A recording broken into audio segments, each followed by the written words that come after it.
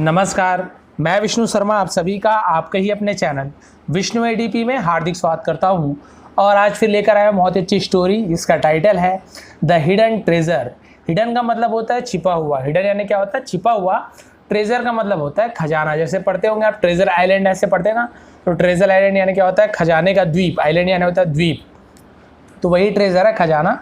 अब यहाँ पे तीन भाई हैं, अब क्या होता है कैसे होता है स्टोरी में पता चलने वाला है। तो इसे जूम कर लेता हूँ ताकि आपको अच्छे से दिख जाए यहाँ पे इस प्रकार से, और इसके बाद ट्रांसलेशन स्टार्ट करते हैं। और आप सभी को पता है क्या क्या सीखने को मिलता है। पहले तो रीडिंग आपको सीखने को मिलेगा, मैं पढ़ के बताऊंगा, सही उच्चारण आपको पता चले, प्रोनाउंसिएशन इसका सही क्या है, इसके अलावा मीनिंग आपको पता चलने ही वाला है, ग्रामेटिकल पोर्शन भी कवर करूँगा, तो ये सब चीज़ हमें सीखने को मिलेगा। तो चलिए स्टार्ट करते हैं। सबसे पहले देखते हैं इसका टाइटल द हिडन ट्रेजर। आपको बता दिया मैं छिपा हुआ खजाना। वंस अपॉन अ टाइम, एक बार की बात है या एक समय की बात है, टाइम यानी समय, तो एक समय की बात है। There was a very hard working, there was यानी था, वॉज यानी था, देयर का यूज़ इसलिए करें क्योंकि यहाँ पे कोई सब्जेक्ट नहीं है। देयर का यूज़ वाला एक वीडियो बना दूंगा, यहाँ पे आपको बता दूंगा कि देयर का यूज़ कहाँ कहाँ पे होता है। यहाँ पे कोई भी सब्जेक्ट नहीं है तो वहाँ पे देयर का यूज़ करते हैं, कहीं पे इट का यूज़ करते हैं, सब्जेक्ट यहाँ पे कोई नहीं है।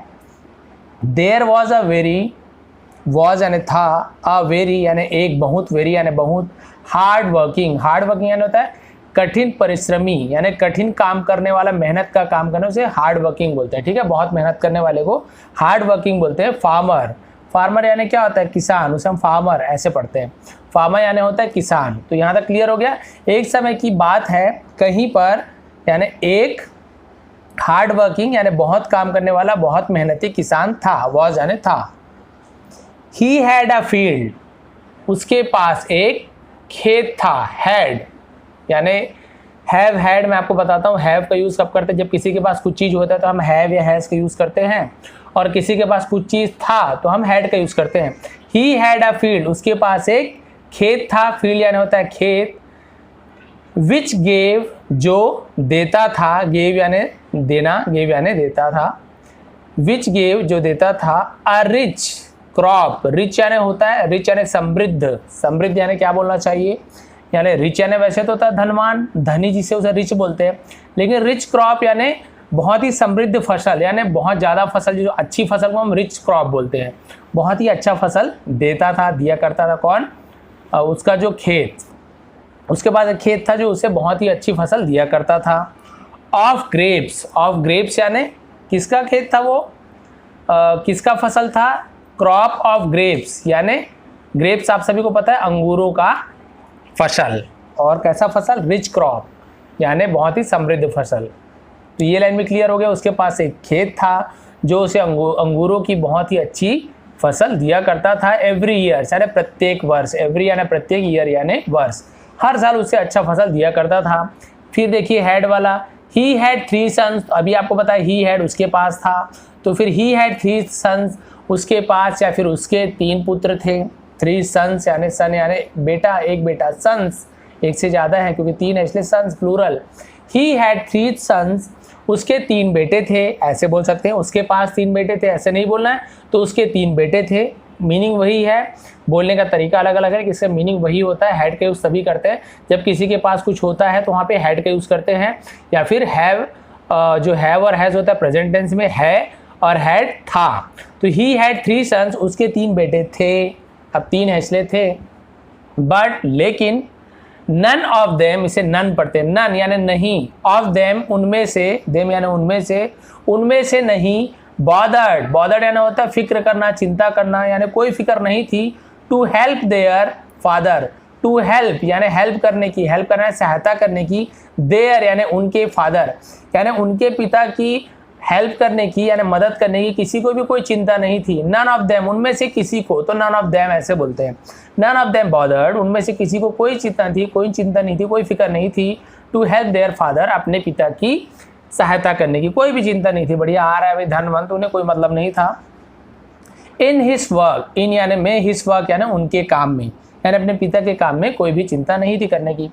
दे वर, तो दे यानी वे, वर यानी थे, वे थे very easy going kind of people, very यानी बहुत, वे थे बहुत, इजी गोइंग, तो इजी गोइंग यानी क्या होता है, देखिए आराम पसंद, इजी गोइंग को क्या बोलते हैं, आराम पसंद। वे बहुत आराम पसंद काइंड यानी प्रकार के, ऑफ पीपल यानी लोग, यानी जो आराम पसंद लोग होते हैं ना, इस प्रकार के वो लोग थे। They were very easy going kind of people, वे बहुत ही आराम पसंद किस्म के लोग थे।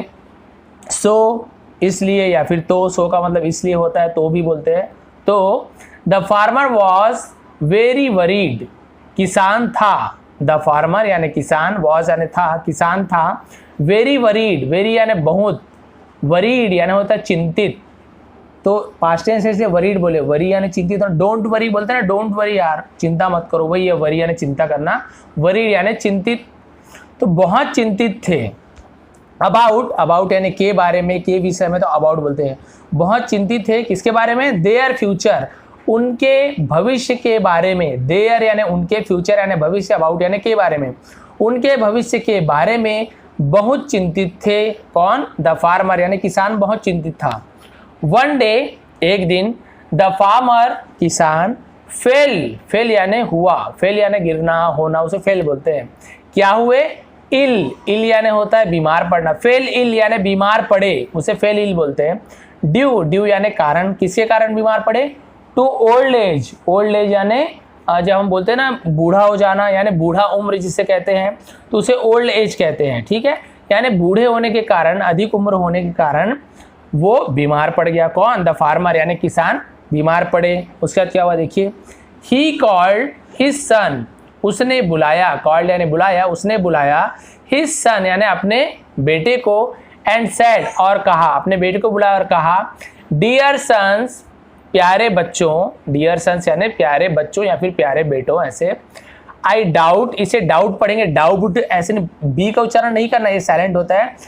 आई डाउट ऐसे पढ़ेंगे, आई डाउट यानी मुझे डाउट है, डाउट होना यानी क्या होता है, डाउट यानी बोलते हैं कि मुझे शंका है, डाउट यानी क्या होता है, शंका है, मुझे शंका है, संदेह है। माई एंड इज नियर, क्या शंका है उसे, कि मेरी मृत्यु, एंड यानी होता है अंतिम समय, जिसे मृत्यु भी बोलते हैं, मेरा अंत पास है, इज यानी है, नियर यानी पास, मुझे क्या है, शक है, ये डाउट है कि मेरा अंत पास है। एंड बिफोर डाइंग, और मरने से पहले, डाइंग यानी मरने से, बिफोर यानी पहले, और मरने से पहले, and before dying, I want to tell you, मैं चाहता हूँ, वांट यानी चाहना, वॉन्ट यानी चाहना, मैं चाहता हूँ, टू टेल यू तुम्हें बताना, तो टू किसे बताना, तो ये संबंध भी बताता है। I want to tell you, मैं तुम्हें बताना चाहता हूँ, दैट की, दैट यानी वह भी होता है, की भी होता है, मैं बताना चाहता हूँ कि इन माई ग्रेपरी, इन यानी में, माई यानी मेरे, ग्रेपरी यानी वही अंगूर का जो बगीचा होता है, उसे ग्रेपरी कहते हैं, कि मेरे अंगूर के बगीचे में, in my grapery, there lies, lies यानी पड़ा होना, there lies a hidden treasure, there lies वहाँ पड़ा हुआ है, अ हिडन छुपा हुआ खजाना, कि मेरे जो बगीचे में क्या हुआ है, छुपा हुआ खजाना वहाँ, छिपा हुआ खजाना वहाँ पड़ा हुआ है। डिग इट आउट, डिग यानी खोदना, इट आउट यानी बाहर, उसे खोद के बाहर निकालो, डिग इट आउट यानी उसे खोद के बाहर निकालो। आफ्टर माई डेथ, मेरे मौत के बाद, आफ्टर यानी के बाद, यहाँ पे पढ़े बिफोर यानी के पहले, एंड बिफोर डाइंग मरने के पहले, अब यहाँ बोल रहा है आफ्टर माई डेथ, मेरे मरने के बाद, तो आफ्टर यानी के बाद, बिफोर यानी के पहले, क्लियर हो गया। डिग इट आउट, इसे खोद के बाहर निकालना, आफ्टर माई डेथ, मेरे मरने के बाद। सेइंग दिस, ऐसा कहकर, सेइंग दिस यानी ऐसा कहकर, द ओल्ड फार्मर डाइड, बूढ़ा किसान मर गया, डाइड यानी मर गया, डाई यानी मरना, डाइड यानी मर गया, तो बूढ़ा किसान मर गया ऐसे बोल के कि भाई मेरे जो बगीचा है अंगूर का, वहाँ पे मैंने खजाना पड़ा हुआ है, तो वहाँ खुदाई करना, उसे बाहर निकाल लेना।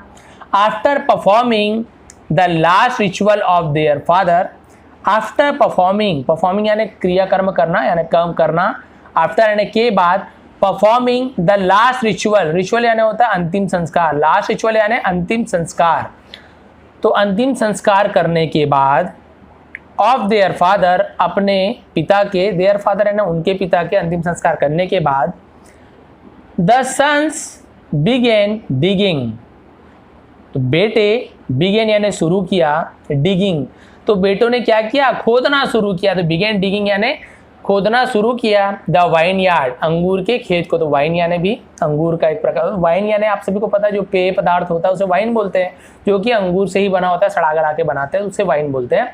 तो अंगूर को भी वाइन कहा जाता है, ठीक है। वाइन यार्ड यानी अंगूर की खेत, मतलब यार्ड यानी भाई बाड़ा होता है, बगीचा, तो वाइन यार्ड। तो मेरा जो अंगूर का बगीचा है वहाँ उसने क्या किया, खोदना शुरू किया। दे डग, उन्होंने खोदा, दे यानी वे या फिर उन्होंने खोदा, डिग यानी खोदना, डग यानी खोदा, ठीक है। उन्होंने खोदा एवरी इंच यानी प्रत्येक इंच, हर एक इंच को खोदा, ऑफ इट यानी इसके, यानी किसके, वाइन यार्ड के एक एक इंच को खोदा, बट लेकिन फाउंड नथिंग, फाउंड यानी पाया, फाइंड यानी पाना, उसका सेकेंड फॉर्म फाउंड यानी पाया, नथिंग यानी नहीं, कुछ भी नहीं, नथिंग यानी कुछ भी नहीं। प्रत्येक इंच यानी हर इंच को उसने खोदा, लेकिन उन्हें कुछ भी नहीं मिला, यानी उन्होंने कुछ भी नहीं पाया। बट लेकिन द डिगिंग लेड यानी खोद कर, डिगिंग लेड यानी ऐसे खोद कर, to such a rich crop, ऐसे खोदने के बाद, सच यानी इस जैसा, किसके जैसा, अ रिच क्रॉप यानी ऐसा, रिच क्रॉप समृद्ध फसल, as had never been there, as had never been यानी ऐसे कभी नहीं देखा था, नेवर बीन यानी कभी नहीं देखा था, ऐसे कभी नहीं देखा था, देयर यानी वहाँ, बिफोर यानी पहले, वॉज यानी थे, अलाइव, सॉरी यहाँ पर और है आगे क्योंकि मैं मोबाइल स्क्रीन को देख के पढ़ता हूँ इसलिए मुझे नहीं दिख रहा था, कि उन्होंने क्या किया, खोदा, और ऐसा फसल, नेवर बीन देयर बिफोर यानी इससे पहले कभी नहीं देखा था, इवन यहाँ तक कि, इवन यानी यहाँ तक कि, ऐसा फसल उन्होंने कभी तक इतना गड्ढा खोदा, उसके बाद जो भी फसल आया उसमें से ऐसा फसल उन्होंने आज तक के नहीं देखा था, यहाँ तक कि, इवन यानी यहाँ तक कि, व्हेन जब, देयर फादर उनके पिता, वॉज अलाइव यानी जीवित थे, अलाइव यानी जीवित, वॉज यानी थे, यानी उन्होंने खोदने के बाद जो फसल हुई, ऐसा फसल उन्होंने आज तक के नहीं देखा था, यहाँ तक कि जब उसके पिता जीवित थे तब भी उन्होंने ऐसा फसल नहीं देखा ना, उससे भी अच्छा फसल हुआ। सो इसलिए the sons came to know, बेटों ने, द सन्स यानी पुत्रों ने, बेटों ने, केम टू नो यानी ये जाना, केम यानी आया, नो यानी जानना, ये समझ आया, उन्हें ये समझ आया, व्हाट क्या, देयर फादर मेंट यानी उनके पिता का मतलब क्या था, व्हाट यानी क्या, देयर यानी उनके, फादर यानी पिता, मेंट यानी मतलब, कि उनके पिता का क्या मतलब था वे जान गए, यानी उन्हें समझ आ गया। बाय हिडिंग ट्रेजर, बाय यानी द्वारा, हिडिंग ट्रेजर यानी छिपा हुआ खजाना, तो उन्हें समझ आया कि उनके पिता का मतलब क्या था छिपे हुए खजाने के बारे में। तो उनके पिता ने बोला था कि जाना वहाँ खुदाई करना, तुम्हें छिपा हुआ खजाना मिल जाएगा। तो एक्चुअल में यही वो छिपा हुआ खजाना था कि उनकी मेहनत। मोरल इससे में शिक्षा क्या मिलती है, हार्ड लेबर यानी कठिन परिश्रम, उसे हार्ड लेबर बोलते हैं, लेबर यानी परिश्रम, बोलते हैं लेबर लाओ, तो उसे जैसे बोलते हैं ना पारिश्रमिक देते उन्हें परिश्रमी, उसे लेबर बोलते हैं। मजदूर, तो वही मजदूरी यानी क्या होता है, काम करना, लेबर परिश्रम करना। तो हार्ड लेबर कठिन परिश्रम, इज यानी है, अवर हिडिंग ट्रेजर हमारी, अवर यानी हमारी, हिडन यानी छिपा हुआ, ट्रेजर यानी खजाना। तो hard labour is our hidden treasure, कठिन परिश्रम हमारी छिपी हुई खजाना है, यानी हमारा छिपा हुआ खजाना कठिन परिश्रम होता है। तो ये इससे हमें शिक्षा मिलती है। तो आप समझ आ गए होंगे आपको स्टोरी कि उनके पिता ने कहा था जाना खोदना वहाँ, ये सभी आलसी थे तो मरने से पहले बोला कि मैंने खजाना छुपा हुआ है। अगर ऐसे नहीं बोलते ना तो भैया आप सभी को पता आलसी थे, खजाने के लालच में ही खुदाई किया, लेकिन खुदाई किया और उस समय तो कुछ नहीं मिला, लेकिन खुदाई करने के बाद जो भी उन्होंने सोचा खोदे तो चलो भाई बीज बो देते हैं, उसके बाद उन्हें ऐसे इतना बढ़िया उन्हें फसल मिला ना, उससे पहले भी नहीं देखे थे। तो उन्हें समझ आ गया नहीं, पिता ने इसके बारे में ही हमें कहा था कि यही वो छिपा हुआ खजाना है, मेहनत, हमने मेहनत की इतना अच्छा फसल हमें मिला। तो ये थी आज की स्टोरी। आपको थोड़ी भी पसंद आई हो, कोई यदि कुछ प्रॉब्लम हो, कुछ चीज़ समझ नहीं आया हो, कुछ डाउट हो तो नीचे कमेंट करेंगे, कमेंट जरूर कीजिए, लाइक जरूर कीजिए। आप सभी का बहुत बहुत धन्यवाद, आपका दिन शुभ रहे। और इसका आपको ट्रांसलेशन देखना है तो मेरी साइट पे आप चले जाएंगे जो कि नीचे डिस्क्रिप्शन में दिया हुआ हूँ। आज नहीं मिलेगा आपको तो 1-2 दिन बाद आप मेरे साइट पर जाएंगे और मेरे साइट पे आप हमेशा जाके चेक करते रहिए, कुछ ना कुछ नया आपको मिलता रहेगा। तो इसका ट्रांसलेशन भी आपको मिल जाएगा। इससे पहले भी मैंने बहुत सारा ट्रांसलेशन के वीडियो डाले हैं, यानी कि वहाँ पे आर्टिकल डालें, वो भी आप जाइए, वो भी आप देखिए, वीडियो देखिए, वहाँ ट्रांसलेशन को वहाँ पे एक बार और देखिए, आपका बहुत ही पुख्ता हो जाएगा इंग्लिश, पक्का बता रहा हूँ। बहुत बहुत धन्यवाद।